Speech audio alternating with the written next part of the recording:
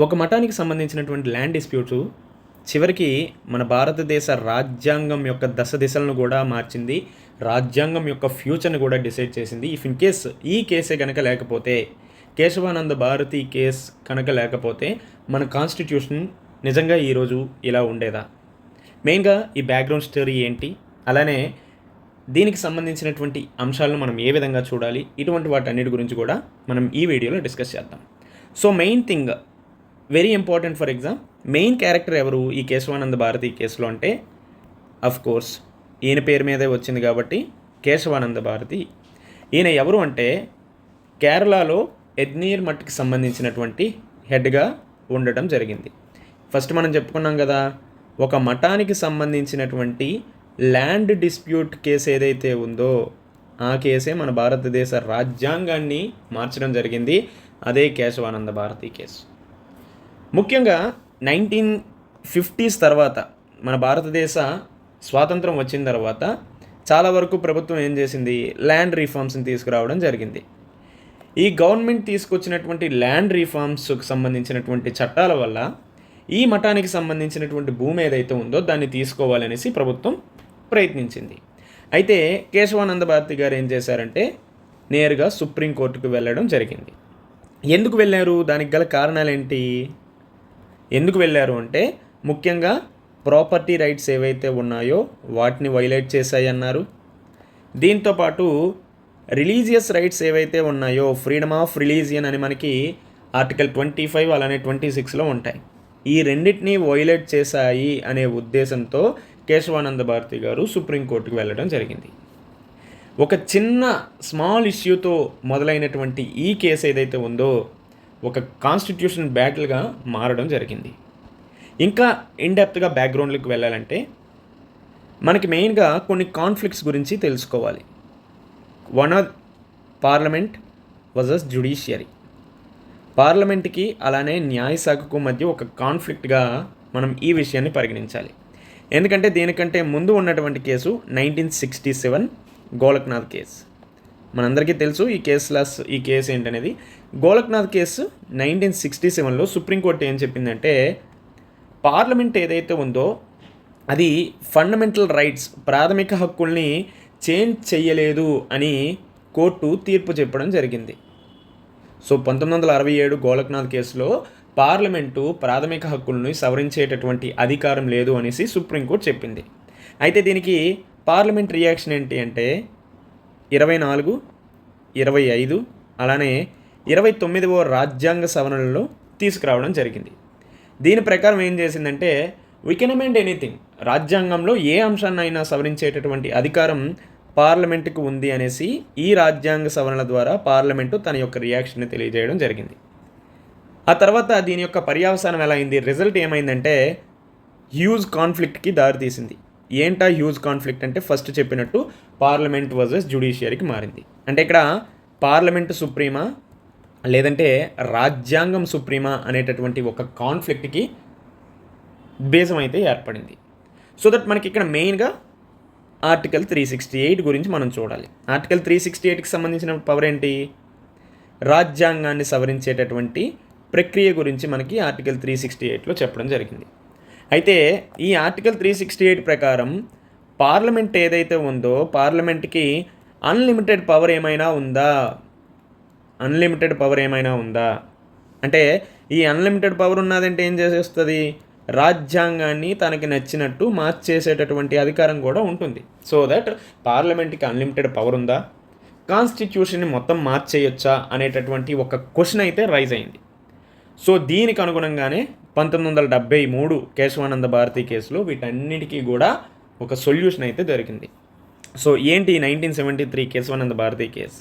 So Kesavananda Bharati versus state of Kerala. ఇది ఏ ఇయర్లో నమోదైంది అనేది కూడా మనకి ఎగ్జామ్లో కొన్నిసార్లు అడుగుతారు. April 24, 1973. So this is very important date. So that ఇటువంటి డేట్స్ను కూడా మనం గుర్తుపెట్టుకోవాలి. అలానే 13 జడ్జుల బెంచ్తో 13 జడ్జెస్ బెంచ్తో సుప్రీంకోర్టు ఒక బెంచ్ని ఏర్పాటు చేసింది. దీనికి అనుగుణంగా తీర్పు అనేది కూడా వెలువరించడం జరిగింది. దాదాపు 68 రోజులు హీరింగ్స్ అనేవి నడిచింది. దీనికి సంబంధించినటువంటి వెర్డిక్టు 7:6 రేషియోలో వెలువడడం జరిగింది. ఏంటి ఆ కేసు, ఆ కేసు ఏంటనేది అర్థమైంది. ఈ 7:6 మెజారిటీతో కేశవానంద భారతి కేసులో సుప్రీంకోర్టు ఏ విధమైనటువంటి కీలక నిర్ణయాలను ప్రకటించింది, అసలు ఏంటి సుప్రీంకోర్టు చెప్పింది అనేటటువంటి అంశాన్ని చూద్దాం. ముఖ్యంగా సుప్రీంకోర్టు ఏం చెప్పిందంటే, పార్లమెంటు రాజ్యాంగాన్ని సవరించుకోవచ్చు అని చెప్పింది. మనకి 1967 కేసులో సుప్రీంకోర్టు ఏం చెప్పింది, పార్లమెంటు ఫండమెంటల్ రైట్స్ని సవరించడానికి అధికారం లేదు అని చెప్పింది. అయితే దీనికి అనుగుణంగా 24, 25, 29 రాజ్యాంగ సవరణలు తీసుకొచ్చి వీ కెన్ అమెండ్ ఎనీథింగ్ అనేసి పార్లమెంట్ చేసింది. ఆ తర్వాత 1973లో కేశవానంద భారతి కేసులో సుప్రీంకోర్టు ఏం చెప్పిందంటే, కోర్స్ పార్లమెంట్ చట్టాలు చేస్తుంది, వెల్ఫేర్ కోసమే కదా పార్లమెంటు, శాసనసభలు, ప్రజాప్రతినిధులు ఉన్నారు. సో దట్ పార్లమెంట్కి రాజ్యాంగాన్ని సవరించేటటువంటి అధికారం ఉన్నది అనేసి ఈ కేశవానంద భారతి కేసులో చెప్పింది. అయితే ఇక్కడ ఒక చిన్న మెలికి పెట్టింది. ఏంటంటే, పార్లమెంట్ రాజ్యాంగాన్ని సవరించుకోవచ్చు, కానీ బేసిక్ స్ట్రక్చర్ ఏదైతే ఉందో, రాజ్యాంగానికి సంబంధించినటువంటి మౌలిక స్వరూపం ఏదైతే ఉందో, ఈ మౌలిక స్వరూపాన్ని చేంజ్ చేయకూడదు అని చెప్పింది. సో ఈ బేసిక్ స్ట్రక్చర్ని ఏమంటారంటే బేసిక్ స్ట్రక్చర్ డాక్ట్రిన్ అని చెప్తారు. సో దట్ కేశవానంద భారతి కేసులో మనకి ఈ రాజ్యాంగ మౌలిక స్వరూప సిద్ధాంతాన్ని సుప్రీంకోర్ట్ ఆఫ్ ఇండియా ప్రకటించడం జరిగింది. మరి ఏంటి ఈ బేసిక్ స్ట్రక్చర్, మౌలిక స్వరూప సిద్ధాంతం అంటే ఏంటి, దీనికి సంబంధించి ఏదైనా అర్థ వివరణ ఇచ్చిందా అంటే ఎటువంటి అర్థ వివరణ కూడా మనకి అటు సుప్రీంకోర్టు కావచ్చు, ఇటు రాజ్యాంగంలో కూడా మనకి దీనికి సంబంధించినటువంటి అర్థ వివరణ ఎక్కడా కూడా లేదు. సో ఇలాంటివి మనకి ఎగ్జామ్లో అడుగుతారు. బేసిక్ స్ట్రక్చర్ డాక్ట్రిన్ ఏదైతే ఉందో దానికి సంబంధించినటువంటి డెఫినేషన్ ఎక్కడ ఉంది, option A Supreme Court of India, option B parliament తయారు చేసిందా, లేదంటే ఏదైనా చట్టంలో ఉందా, option D none of these అని అడుగుతారు. సో దట్ రాజ్యాంగ మౌలిక స్వరూప సిద్ధాంతాన్ని కేశవానంద భారతి కేసులో చెప్పినప్పటికీ దీనికి సంబంధించినటువంటి అర్థ వివరణ మనకి ఎక్కడా కూడా ఇవ్వలేదు. అయితే చాలా తీర్పుల్లో ఏ అంశాలు రాజ్యాంగ మౌలిక స్వరూప సిద్ధాంతంలోకి వస్తాయి అనేసి సుప్రీంకోర్ట్ ఆఫ్ ఇండియా తదితర తీర్పుల్లో చెప్పడం జరిగింది. సో దట్ మనం కొన్ని కేసుల గురించి డిస్కస్ చేసేటప్పుడు ఏ కేసుల్లో ఏ అంశాలను తీసుకొచ్చింది అనేది కూడా చూద్దాం. సో ఫస్ట్ ఏం తీసుకొచ్చిందంటే, రాజ్యాంగానికి సంబంధించినటువంటి ఆధిక్యత, కాన్స్టిట్యూషన్కి సంబంధించినటువంటి సుప్రిమసీ, అలానే రూల్ ఆఫ్ లా, సమన్యాయ పాలన అనేసి, దీంతోపాటు జ్యుడిషియల్ రివ్యూ, న్యాయ సమీక్ష, అదేవిధంగా ఫెడరలిజం, సమైక్య వ్యవస్థ, మన భారతదేశం సమైక్య వ్యవస్థని ఫాలో అవుతుంది కాబట్టి ఈ సమైక్య వ్యవస్థ కూడా బేసిక్ స్ట్రక్చర్లోకే వస్తుందని చెప్పింది. అలానే సెక్యులరిజం, లౌకికవాదం లేదంటే లౌకిక తత్వం, దీంతోపాటు ఫండమెంటల్ రైట్స్, ఇలా చాలా తీర్పుల్లో సుప్రీంకోర్ట్ ఆఫ్ ఇండియా మౌలిక స్వరూప సిద్ధాంతంలోకి అనేక అంశాలను చేర్చడం జరిగింది.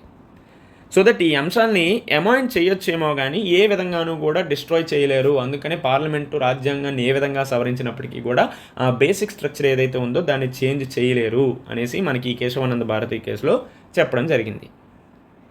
ఇంకా సింపుల్గా చెప్పాలంటే అసలు ఎందుకు ఈ కేసు వచ్చింది, వై దిస్ కేస్ ఏమంటే, గవర్నమెంట్ ఏమన్నది, ప్రభుత్వం ఏమన్నది, మాకు రీఫార్మ్స్ అనేవి కావాలి, ముఖ్యంగా ల్యాండ్కి సంబంధించినటువంటి రీఫార్మ్స్ కావాలనేసి ప్రభుత్వం అన్నది. అప్పుడు దానికి కోర్టు ఏం చెప్పింది, కోర్స్ మీరు చేయండి, తప్పే లేదు, ఫైన్, బట్ ఏం డ్యామేజ్ అవ్వకూడదు, భారత రాజ్యాంగం అనేది డ్యామేజ్ అవ్వకూడదు అనేసి మనకి సుప్రీంకోర్ట్ ఆఫ్ ఇండియా చెప్పింది. సో దట్ ఇక్కడ మనకి ఒక బ్యాలెన్స్, సమతుల్యత అనేది ఈ కేసు ద్వారా వచ్చింది. అయితే ముఖ్యంగా ఈ కేసు వల్ల ఏ విధమైనటువంటి ఇంపాక్ట్స్ వచ్చాయి అనేది కూడా ఒకసారి చూద్దాం. ఇది మెయిన్గా గ్రూప్ 1 మెయిన్స్ పాయింట్ ఆఫ్ వ్యూలో మనకి కొంతవరకు ఇంపార్టెంట్. ఏంటంటే ఆ ఇంపాక్ట్ అంటే, మొదటిది ఇండియన్ డెమోక్రసీ ఏదైతే ఉందో, మన ప్రజాస్వామ్యం ఏదైతే ఉందో, ప్రజాస్వామ్యాన్ని రక్షించడం జరిగింది. ఏ విధంగా రక్షించారు, పార్లమెంట్ యొక్క డిక్టేటర్షిప్ ఏదైతే ఉందో ఈ డిక్టేటర్షిప్ అవ్వకుండా ఈ కేశవానంద భారతి కేసు ఆపడం జరిగింది. అది ఎలా ఆపింది, ఈ బేసిక్ స్ట్రక్చర్ డాక్ట్రిన్ ఏదైతే తీసుకొచ్చిందో దానివల్ల పార్లమెంట్ డిక్టేటర్షిప్ని చాలా వరకు కంట్రోల్ చేయడం జరిగింది. రెండోది ఏంటంటే, జ్యుడిషియల్ రివ్యూ, న్యాయ సమీక్ష ఏదైతే ఉందో దీన్ని స్ట్రెంగ్తన్ చేయడం జరిగింది. సో దట్ అప్పుడు కోర్ట్స్ ఏమయ్యాయి, కోర్ట్స్ చాలా పవర్ఫుల్గా మారడం జరిగింది. ఇఫ్ ఇన్ కేస్ ఫండమెంటల్ రైట్స్ని ఎవరైనా వైలేట్ చేసినా, కాన్స్టిట్యూషన్ని ఎవరైనా వైలేట్ చేసినా అప్పుడు నేనున్నాను నాయనమ్మ అనేసి సుప్రీంకోర్టులు, హైకోర్టులు ఇవన్నీ వచ్చాయి. ఈ విధంగా న్యాయ సమీక్ష అనేది కూడా స్ట్రెంగ్తన్ అవ్వడం జరిగింది. ఆ తర్వాత రాజ్యాంగం యొక్క ఆధిక్యత కూడా ఎస్టాబ్లిష్ అయింది. సో ఏవి కూడా చట్టానికి లోబడే ఉండాలి, చట్టమే అల్టిమేటు, రాజ్యాంగమే అల్టిమేటు. ఓకేనా? దెన్ ఆల్సో అనేక కేసుల్లో మనకి ఈ అంశాలని తీసుకురావడం జరిగింది.